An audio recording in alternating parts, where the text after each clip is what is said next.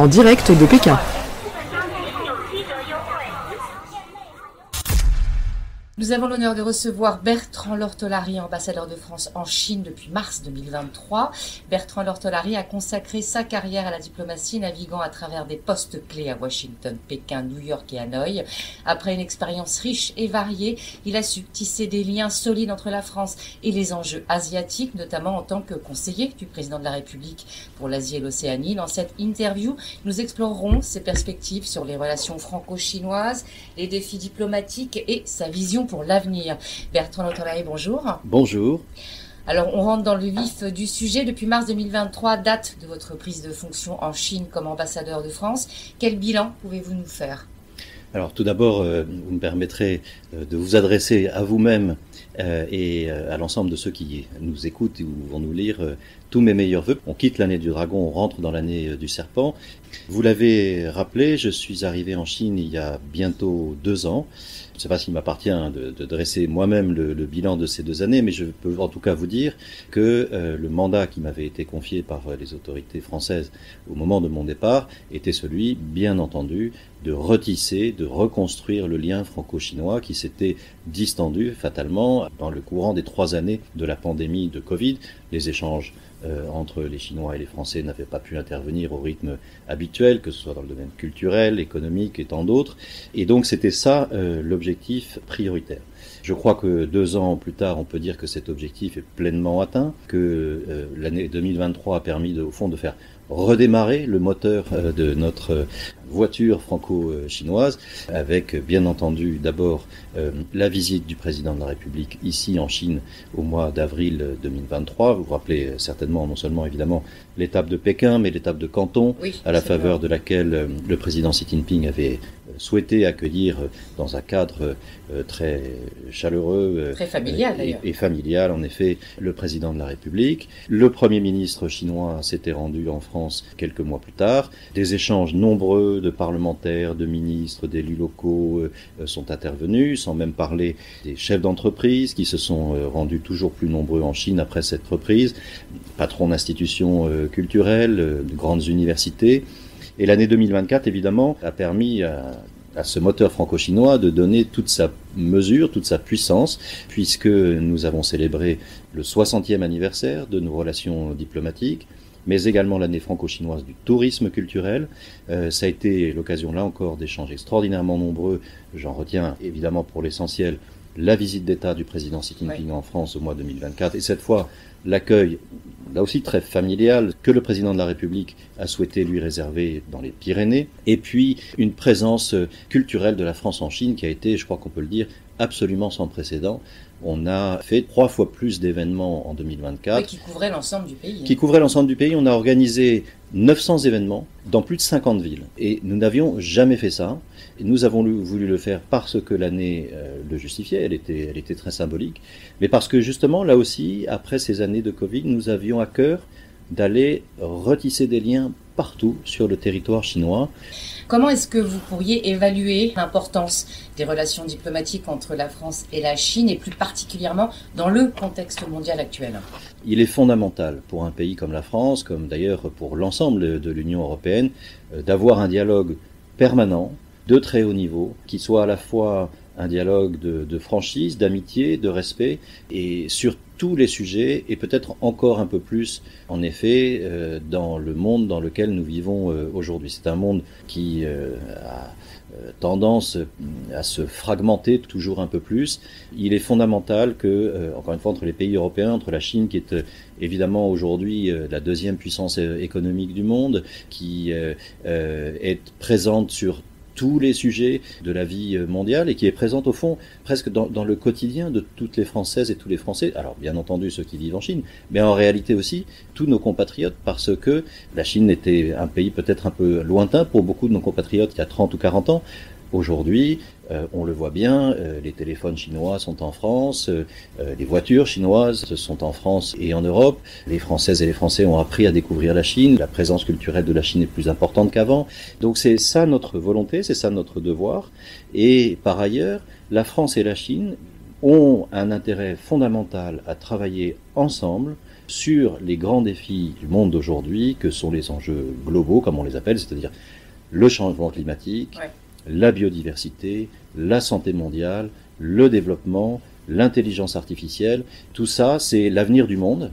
Et nous croyons profondément que la France et la Chine peuvent ensemble proposer des projets, des initiatives, des avancées au bénéfice, au fond, de l'ensemble du monde et de l'avenir de notre planète. Alors, on parlait des relations diplomatiques, de cet anniversaire des 60 ans. Est-ce que justement toutes ces festivités ont facilité les relations entre nos deux pays ? Incontestablement, le dialogue est constant à tous les niveaux, bien entendu au niveau des chefs de l'État, mais également des membres du gouvernement. Nous avons aujourd'hui, les Français et les Chinois, cette capacité à dialoguer qui est un peu, au fond, inscrite dans l'histoire de nos relations depuis 60 ans, depuis la décision commune du général de Gaulle et du président Mao Tse-tung en 1964. Ça ne veut pas dire, bien entendu, que la France et la Chine soient d'accord sur tout. Nous avons des sujets de différence que nous assumons, mais nous avons, et c'est ça qui fait la force de ce dialogue franco-chinois, la capacité de nous parler en toute amitié, avec respect et avec franchise, pour essayer de les surmonter. Aujourd'hui, par exemple, pour évoquer un sujet qui est difficile dans la relation, je veux parler de la décision chinoise d'imposer des droits de douane élevés sur les importations de cognac et d'armagnac français. Les spiritueux dont il est question, c'est ce qu'on appelle les eaux de vie de vin. Oui. Et donc, les eaux de vie de vin, c'est essentiellement en fait le cognac et l'armagnac. Plus de 95%. Ce sont des produits français. Donc ça, nous avons dit notre incompréhension devant cette mesure qui n'est justifiée ni en droit ni en fait. Nous avons un dialogue constant, exigeant pour permettre de surmonter cette difficulté. Nous travaillons depuis plusieurs mois et à tous les niveaux, et il faut que justement la force de notre dialogue nous permette de surmonter cette difficulté. Nous allons continuer à y travailler. Alors on parlait des enjeux et notamment de l'enjeu du changement climatique, justement sur ce sujet où en est la coopération France-Chine. Nous sommes à un moment clé. Vous allez me dire que sur ce sujet du climat, chaque jour est clé. Et donc, pourquoi cette année 2025 elle est importante sur le plan climatique ? C'est que, d'une part, les États sont en train de travailler aujourd'hui sur ce qu'il est convenu d'appeler la contribution nationale déterminée, c'est-à-dire au fond les engagements que vont prendre les pays pour la réduction de leurs émissions pour les 5 années qui viennent. Et par ailleurs, elle est importante cette année parce que nous allons célébrer les 10 ans de l'accord de Paris.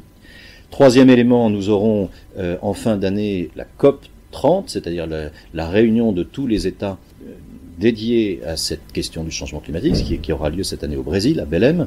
Et puis enfin, bien sûr, elle est importante et un peu inquiétante, je dois dire, cette année aussi, parce que, vous l'avez entendu comme nous, les États-Unis, pour la deuxième fois, ont annoncé leur intention de sortir justement des accords de Paris. C'est un défi qui concerne le monde entier, c'est un défi sur lequel, encore une fois, la France et la Chine répondront présents, parce que c'est profondément l'intérêt de nos deux pays et c'est l'intérêt de la planète. Je pourrais multiplier les exemples. Nous sommes à quelques jours de l'échéance.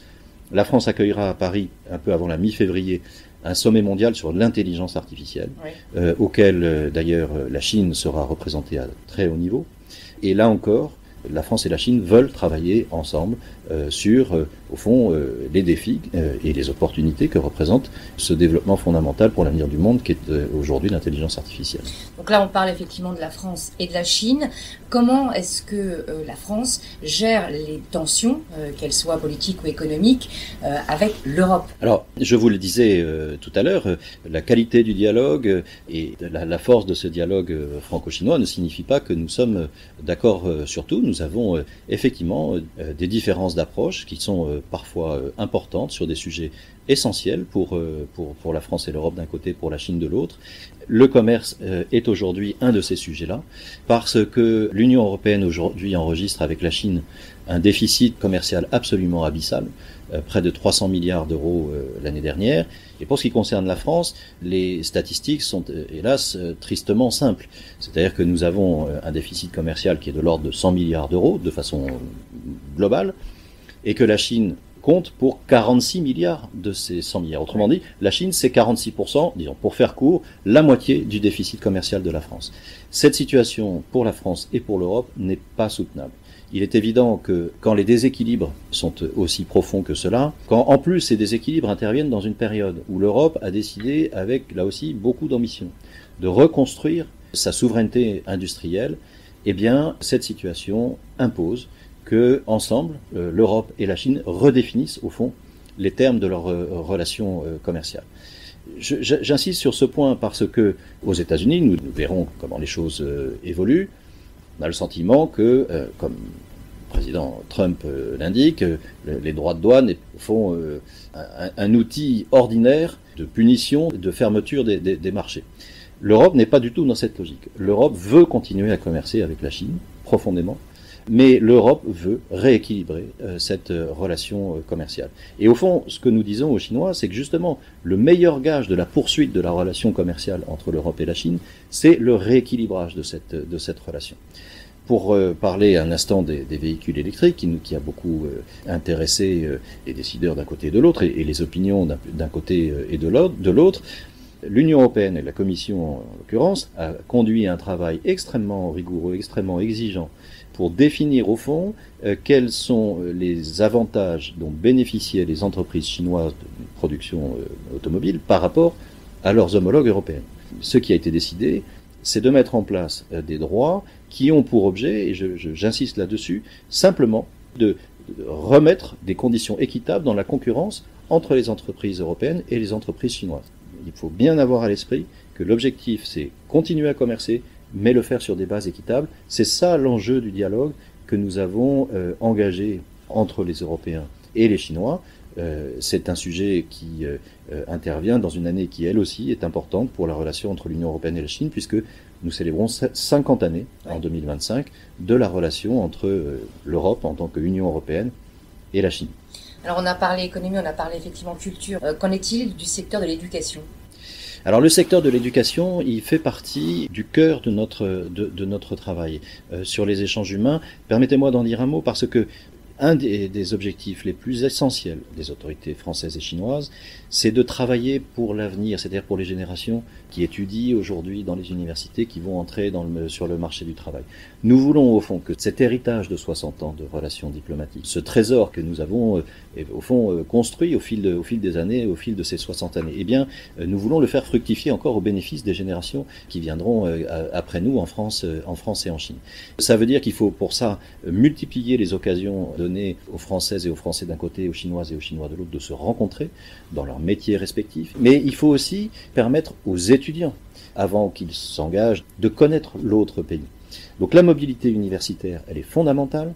Nous sommes très heureux de voir que les étudiantes et les étudiants chinois sont revenus en France à peu près au même nombre que ce qui prévalait avant la pandémie de Covid. Dans l'autre sens, nous avons encore un effort très important pour permettre aux jeunes Françaises et aux jeunes Français de retrouver le chemin de la Chine. Donc ça, c'est un objectif très important. Et naturellement, quand on parle d'éducation, on parle aussi, même encore un peu plus en amont, des élèves plus jeunes. Et il s'agit de permettre l'enseignement de la langue française avec toujours plus d'ambition en Chine, comme de la même façon permettre aux Françaises et aux Français, aux élèves des collèges et des lycées, et pourquoi pas de primaire, de découvrir la langue chinoise. Alors je vais terminer, vous l'avez annoncé au début, on arrive effectivement dans cette année du serpent de bois. Est-ce que vous auriez un message à adresser à la communauté française Grande Chine ?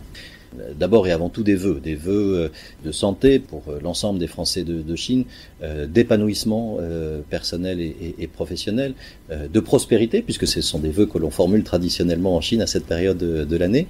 Et je le dis à l'aube d'une année 2025 qui justement va être à son tour très riche entre la France et la Chine. Je peux déjà vous dire, sans révéler des secrets d'État, que les échanges vont être à nouveau particulièrement nourris, que nous aurons de très beaux événements de la France en Chine, une très belle visibilité à nouveau de notre pays en Chine cette année, et que, au fond, je sais à quel point les Françaises et les Français de Chine sont engagés dans la construction patiente de ce lien si profond entre la France et la Chine. C'est un lien exigeant mais extraordinairement riche, je crois, pour les deux pays, et je voudrais les remercier de ce qu'ils font et de leur engagement au quotidien au service de cette cause éminemment noble de l'amitié franco-chinoise. Je l'avais dit une fois ou deux dans mes interventions, je suis profondément convaincu que, en réalité, il n'y a pas un seul ambassadeur de France en Chine, il y a autant d'ambassadeurs de France en Chine qu'il y a de Françaises et de Français dans ce pays. Merci, monsieur l'ambassadeur. Merci et on reviendra vers vous dans l'année qui vient sur ces fameux projets qui vont arriver. Merci beaucoup. Avec grand plaisir. C'était lesfrançais.press.